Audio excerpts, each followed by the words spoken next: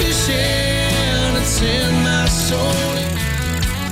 Welcome to the Salt Strong Podcast, disrupting fishing entertainment as you know it. Prepare to laugh. Prepare to get to know fishing legends in a whole new and unfiltered way. And on occasion, you might even learn a thing or two about fishing. Here's your host, Joe Simons. Like diamonds. I saw a dead man this week, and I felt some guilt. Hey everybody, Joe Simons, Like Diamonds, back again, Salt Strong Unchurched. This is going to be a great one, a hard-hitting one, definitely some self-reflection. And yes, I really did see a dead man or a dead person this week. And yes, it did cause quite a few different emotions, including guilt. And no, I didn't have anything to do with this person's death. I'll explain all that here in a second. The overall story is I was heading home in a rush from the office back to my house where I was meeting some painters. And, when you're in a rush, you just absolutely hate when you get caught in traffic, or if, all the red lights, or the worst would be, getting into a train track and all of a sudden seeing those fenders coming down and a train coming across, just stuff where you just like want to pull your hair out when you're in a rush. And so I'm in a rush to get home. I'm already kind of running late to meet these people, and they're waiting on me. And, I hit this light and I was like, oh, you gotta be kidding me. And I probably could have taken it, but I didn't. So I'm waiting there, and it's about to turn green from red. So I'm about to turn left here at this light where I've been waiting patiently for a while. And right before it's about to turn green, this cop flies up right in front of me. I'm talking like feet in front of me. And I'm like, what is he doing? He's got his lights turned on. He puts it in park. And I'm like, what the heck? So now it's green, and now we don't know what's going on. We're like, what is is a famous person coming through? What is going on here? Now I'm just getting flat out ticked off, right? This cop is literally in front of me, blocking me from going, and the car next to me. We're both in the left turn lane. It's a 2-lane turn, and we can't go. So we missed the whole light. And towards the very end of it, I figure out what's happening. All of a sudden, this white hearse starts coming by, and it hit me. I was like, "Oh, okay, maybe I should have a little bit more patience." And as I watched this hearse go by, followed by a ton of different cars, it ended up being a couple different police cars had to stop traffic. It was quite the procession. I watched the faces of the people going by, and I just, I went from being in this mode of, I got to get to my house as soon as possible, to a little bit of remorse, just feeling for this family. And you watch these faces of all the people who were going by in this procession. They all had their, it was definitely a bunch of older people, and they all had their, the men had jackets on, the women had dresses on, and there wasn't much talking. It was a slow procession as they were going through. They weren't flying by, and you could just see, just sadness on people's faces. And it hit me. I was like, gosh, what's my funeral going to look like? What if I died tomorrow? Would I have this many cars, excited to follow my hearse if that was the way I went out? Would it be a celebration of life? Would people say that, man, Joe did everything he was put on this earth to do? Or would they be like, man, he didn't get to maximize his time? And it kind of hit me. And this is where some of the guilt came in. I was just like, man, I don't feel like I've been putting the pedal to the metal. I don't feel like I've been coasting, but I don't feel like I've done everything that I could with the gifts God has given me. Meaning, I don't feel like I've left it on the field. If you're in the sports analogies, I don't feel like if you're into cars that I have truly put the accelerator down. And you can't do that forever. You can never just go in full turbo speed at all times.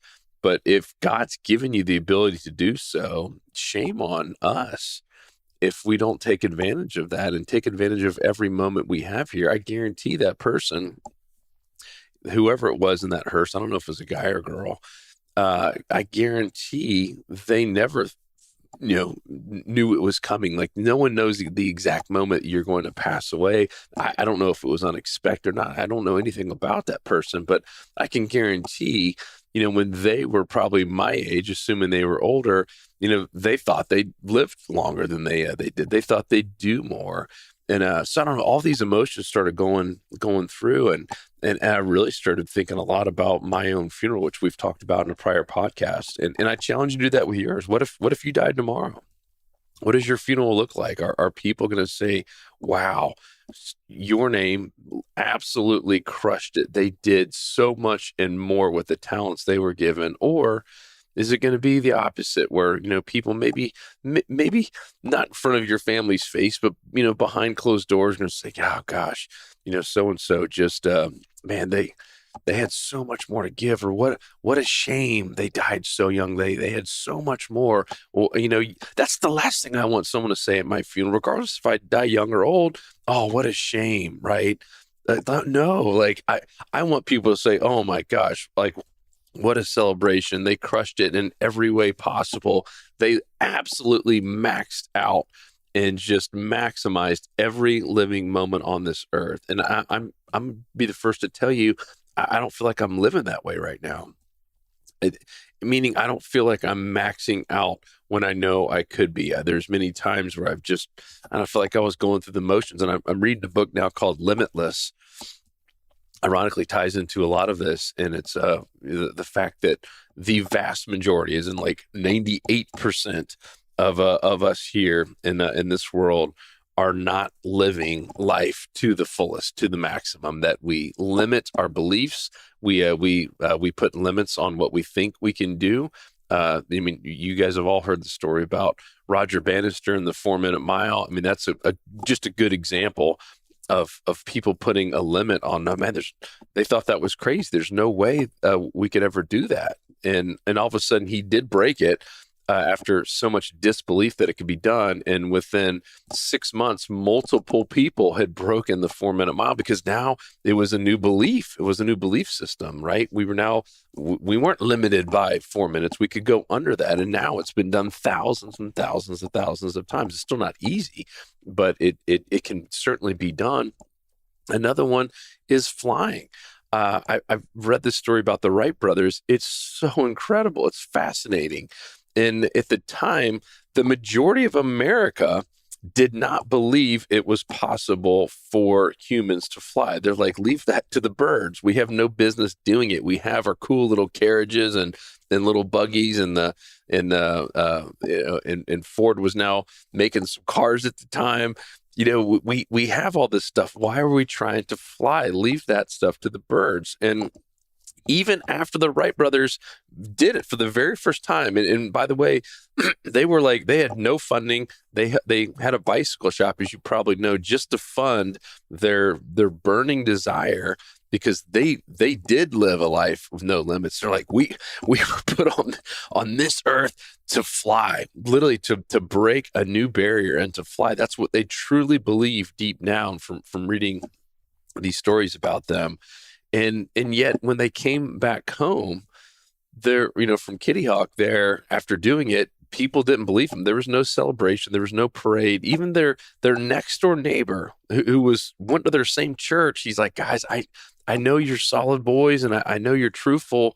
And I hope what you're saying is even true. Like it was skepticism. Like even their next door neighbor who went to their church, who was one of their closest friends, that was how he greeted them, saying, guys, there's a lot of people here who don't believe you. They think that this is, because back then we didn't have iPhones and you couldn't document it on social media.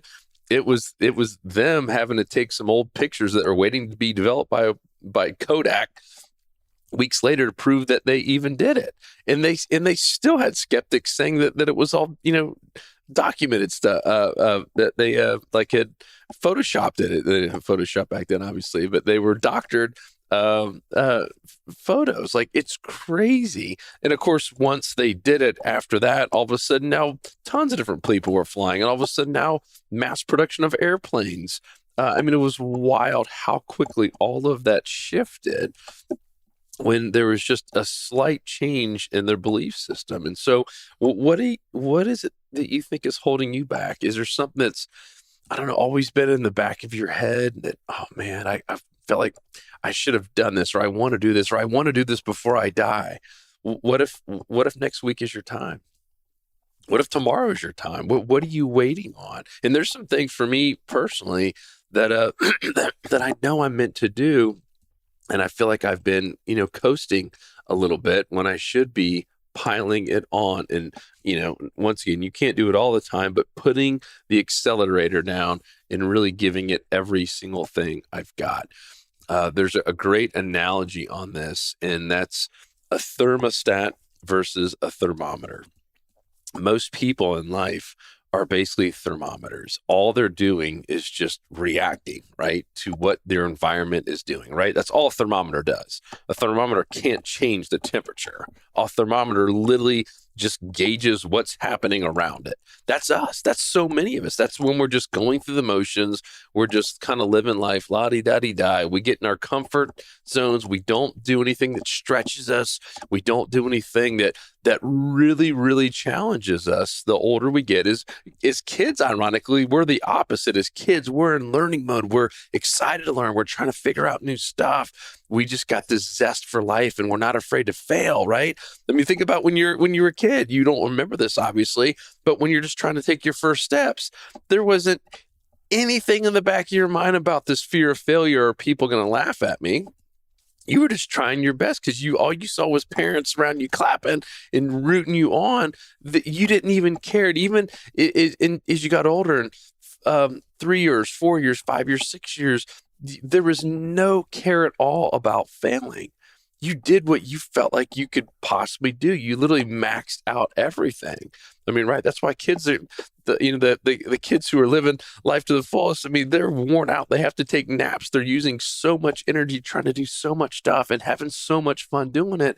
And it's so sad that as we get a little bit older, all of a sudden now we get really concerned about what people think about us. And I'm super guilty of this. There's been things that I haven't done because I was afraid that I might fail and how I would look.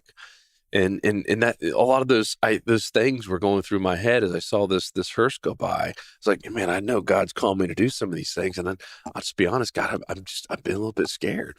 I've been a little bit frightened about what happens if I do fail. And I probably will fail the first time trying some of these things because they're outside of my wheelhouse and my comfort zone wheelhouse. But I know I'm called to do even this theme park thing. And it gives me a lot of excitement. Also gives me a lot of anxiety. I have no idea about how to start a theme park. I truly believe I'm called to do this, but there are so many different fears of what if it fails? What if no one shows up? Like all these little things going through our heads, and it shouldn't matter. If God's called us to do this, we should do it and pursue it with everything we've got versus kind of putting it on the back burner and going right back into our comfort zone. So going back to this thermometer versus thermostat, as I said, the vast majority of us are basically thermometers in life. All we're doing is just reacting to what's around us. If there's a recession, which, right, there's a lot of talk about that, then we just go into recession mode, right? We're a thermometer. We literally do whatever the environment is doing it around us, right? We can't get out of our comfort zone. We literally just go up and down with whatever's happening around us.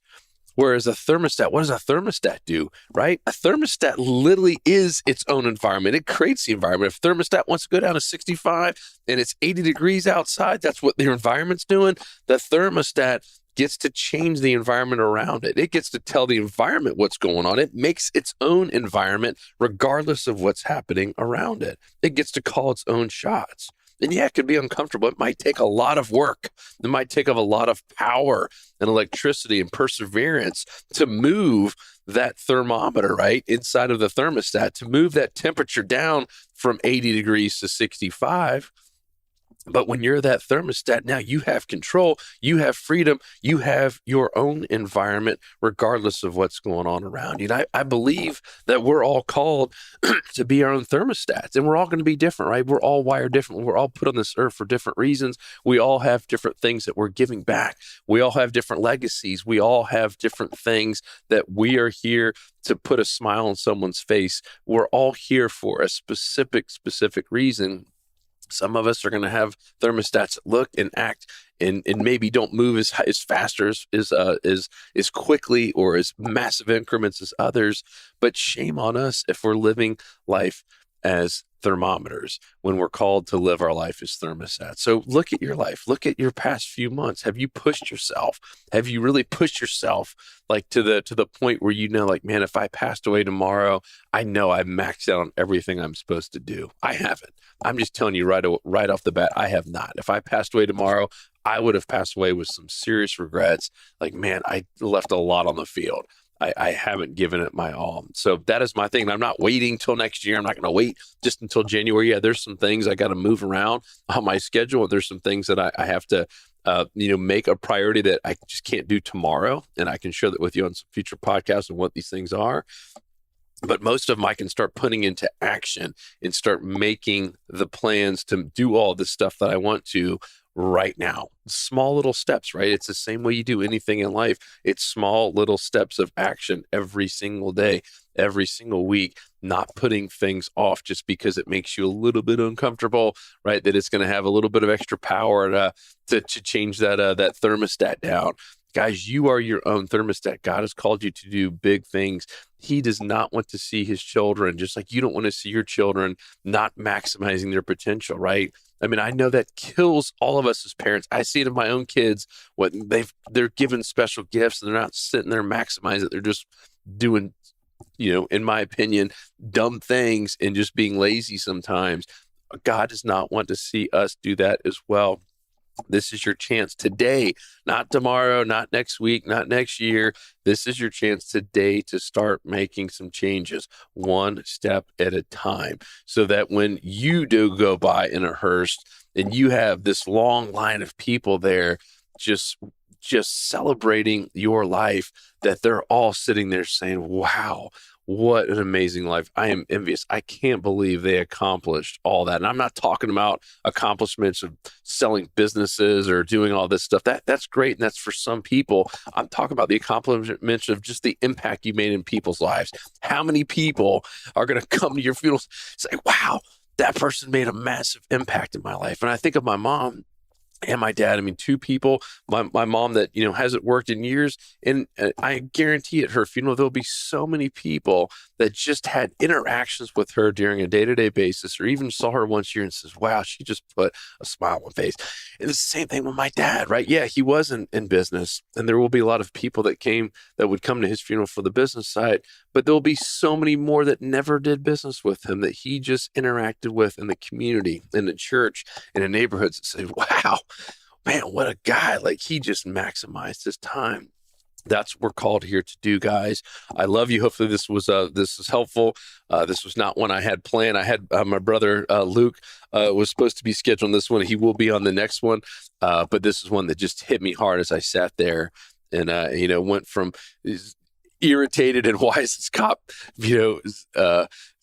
causing me to be late to all of a sudden like getting emotional right there, sitting there watching this going by and putting myself in that hearse and saying, well, gosh, what are people going to say about me? And what's God going to say about me when I get up there? Hey, Joe, like, yeah, I gave you so much time and you maximize it or you didn't, right? And we're all going to have that same situation. God's going to look at us and say, wow, so-and-so really maximized your time. I gave you exactly this many years and this many days and this many hours, and you blew it. That's the last thing I want God to be saying about me. How about you? Guys, I love you. If you have any thoughts or questions, hit me up. I love hearing from you. joe@saltstrong.com. Otherwise, have an amazing week, an amazing day. Go tell someone you love them. Go do some big things. Small steps. You don't have to change around. I don't have to have a theme park tomorrow, but I got to start taking the small steps to make it happen, because I know that's what I'm called to do, even though it gives me some anxiety, even though some days I feel completely lost on what steps do I even take. But I got to start somewhere. The only way I'm going to figure this out is by taking small steps, making introductions, getting introduced to the right people, reading about how other people have done it, etc. I'll talk to you guys on the next episode. 'Cause fishing, it's in my soul, it was